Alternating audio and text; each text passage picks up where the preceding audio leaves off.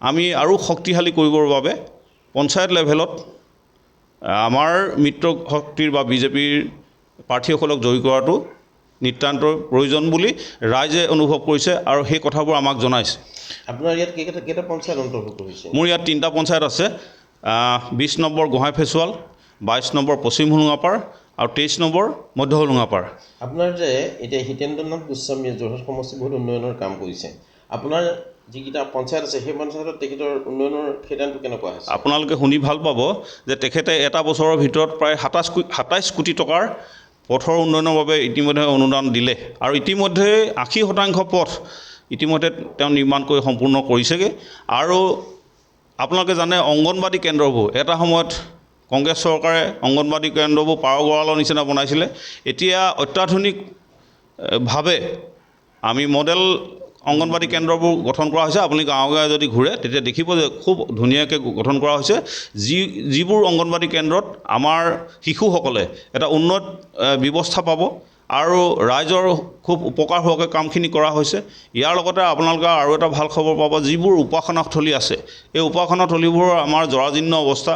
বিগত চৰকাৰসমূহে সেই ক্ষেত্ৰত মনোনিৱেশ কৰা নাছিলে, কিন্তু আমাৰ হিমন্ত বিশ্ব শৰ্মা ডাঙৰীয়াৰ দূৰদৰ্শী চিন্তাৰ বাবেই এই উপাসনাথলীসমূহ আজি উন্নত পৰ্যায়লৈ আনিবৰ বাবে আমাৰ এই যোৰহাট সমষ্টিত ইতিমধ্যে 122টা উপাসনাথলীলৈ আমাৰ বিধায়ক মহোদয়ৰ হাতত চেক আছে, কিন্তু আমি অধিসূচনা জাৰি কৰাৰ কাৰণে চেকখিনি বিতৰণ কৰিব পৰা নগ'ল।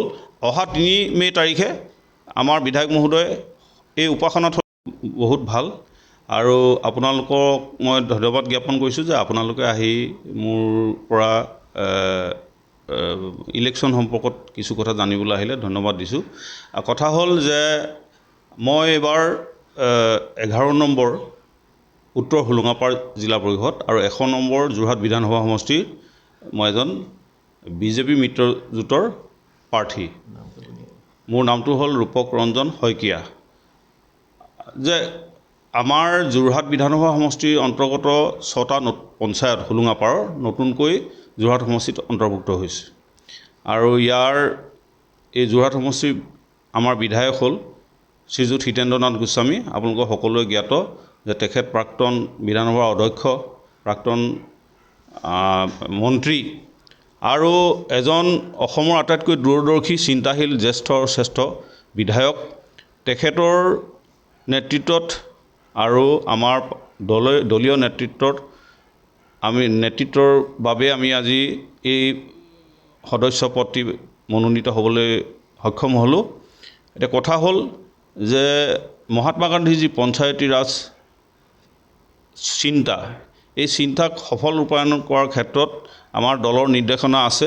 আপোনালোকে জানে যে ভাৰতত কেন্দ্ৰত বিজেপি গভৰ্ণমেণ্ট আছে, ৰাজ্যত হিমন্ত বিশ্ব শৰ্মা ডাঙৰীয়াৰ নেতৃত্বাধীন বিজেপি গভৰ্ণমেণ্ট আছে, নিগম নিকায়সমূহত সৰ্বস্তৰত আমাৰ বিজেপি গভৰ্ণমেণ্ট আছে, কিন্তু হোলোঙাপাৰত আমাৰ পঞ্চায়তৰ ব্যৱস্থাটোত আমি মিত্ৰগোষ্ঠী সোমাব পৰা নাছিলোঁ। কিন্তু এইবাৰ খুব ভাল এটা আশাপ্ৰদ আমি পৰিৱেশ দেখিবলৈ পাইছোঁ যে এইবাৰ সৰ্বস্তৰত আমাৰ বিজেপি মিত্ৰজোঁটৰ সকলো প্ৰাৰ্থী। মই 26 নং কাকজান গাঁও পঞ্চায়তৰ মই 2 নং বামকুকুৰাচাহ গাঁৱৰ ৱাৰ্ডত মই এইবাৰ নিৰ্দলীয় প্ৰাৰ্থী হিচাপে মই প্ৰতিদ্বন্দ্বিতা কৰিছোঁ। গতিকে মই এই ক্ষেত্ৰত মই ভাৰতীয় জনতা পাৰ্টীৰ মই টিয়ক মণ্ডলৰ মই উপসভানেত্ৰী আছিলোঁ। গতিকে মই এতিয়া নিৰ্দলীয়ভাৱে উঠাৰ কাৰণে মই দলৰ পৰা দলৰ যিটো নীতি নিৰ্দেশনা মানি পেলাই মই সেইখিনি কৰিবলৈ মই আগবাঢ়িছোঁ। গতিকে আমাৰ এটা কথাই হ'ল, আমাৰ সমস্যা বহুত আছে আমাৰ বামকুকুৰাচাহ 2 নং ৱাৰ্ডত। এই সমস্যাখিনি বহুত আধৰুৱা সমস্যা আছে। এই সমস্যাখিনি মই পূৰণ কৰিবৰ কাৰণে মই ৰাইজৰ ওচৰত মই থিয় দিছোঁ আৰু ৰাইজে মোক সঁহাৰিও জনাইছে আৰু ৰাইজৰ প্ৰতি ৰাইজক মই আশীৰ্বাদ লৈছোঁ আৰু ৰাইজে মোক যিখিনি আশীৰ্বাদ দিছে সেইখিনি মই নথৈ আনন্দিত হৈছোঁ। আৰু মই ভৱিষ্যতে বা এই পঞ্চায়তত যদি সঁচাকৈ যদি ৰাইজে মোক উপকৃত কৰিব পাৰে, তেতিয়াহ'লে মই যিখিনি আধৰুৱা কাম আছে সেই কামখিনি মই পূৰণ কৰিম বুলি মই প্ৰতিশ্ৰুতিও দিছোঁ।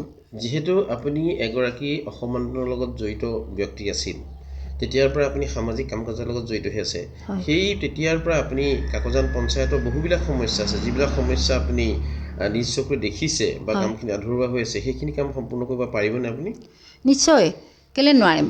কাৰণ মই যদিও ভাৰতীয় আগত মানে মই যিটো ধৰক আন্দোলনৰ সময়ত আমি যিখিনি মানে আছিলোঁ, তেতিয়াও মানে মই সঁচাকৈ মই দক্ষতাৰে মই ওলাই আহিছিলোঁ।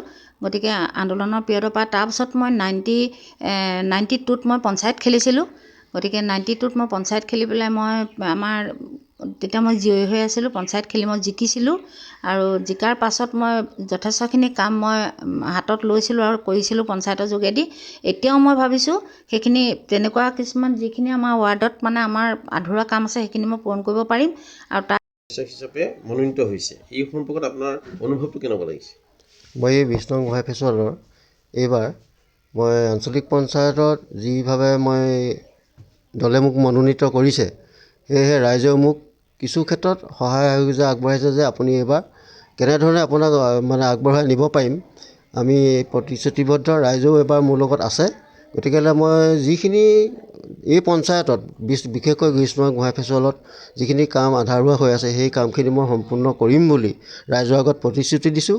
আৰু ৰাইজে সেইখিনিক মোক মানিও লৈছে যে এবাৰ ৰাইজেও কৈছে যে এইবাৰহে আমি এই গোহাঁই ফেচলত এজন উপযুক্ত প্ৰাৰ্থী পাইছোঁ, সেইবাবে আপুনি কাম কৰি যাওক, আপোনাক আশীৰ্বাদ দিছোঁ। আৰু সিমানখিনিকেই আৰু ৰাইজে বৰ্তমানলৈকে মোক আগবঢ়াই আছে এইখিনি কথা। নমস্কাৰ, মোৰ নাম শ্ৰী দীপেন বুঢ়াগোহাঁই। মই 20 নং গোহাঁই ফেচল গাঁও পঞ্চায়তৰ পৰা এইবাৰ এই আঞ্চলিক পঞ্চায়তৰ সদস্যৰূপে মোক দলে মনোনীত কৰিছে আৰু মই ৰাইজৰ সহযোগতো আছোঁ। আৰু ৰাইজেও মোক আশ্বাস দিছে যে আপুনি কাম কৰি যাব আৰু আমি আপোনাক আশীৰ্বাদ দিছোঁ। হয়, নমস্কাৰ, মোৰ নাম মিছ চাফিয়া বেগম। মই 26 নং কাকজান গাঁও পঞ্চায়তৰ 8 নং ৱাৰ্ডৰ পৰা নিৰ্দলীয় প্ৰাৰ্থী উৰাজাহাজত চিনত প্ৰতিদ্বন্দ্বিতা কৰিছোঁ। আপুনি এই নিৰ্বাচন সম্পৰ্কত আপুনি ৰাইজলৈ কি আহ্বান জনাব? ৰাইজলৈ আহ্বান জনাম মই আগৰ পৰাই মই ৰাইজৰ লগত যোগ দি যি টি কামত তেওঁলোকক সহায় কৰি আহিছোঁ। আৰু আগলৈও তেওঁলোকে যদি মোক জয় কৰে, ভোটত যদি মোক জিকাই দিয়ে, তেতিয়া মই তেওঁলোকৰ কাৰণতে অঞ্চলটোৰ কাম কৰিবলৈ আগবাঢ়ি যাম। এজন সক্ৰিয় কৰ্মী, হয়, গতিকে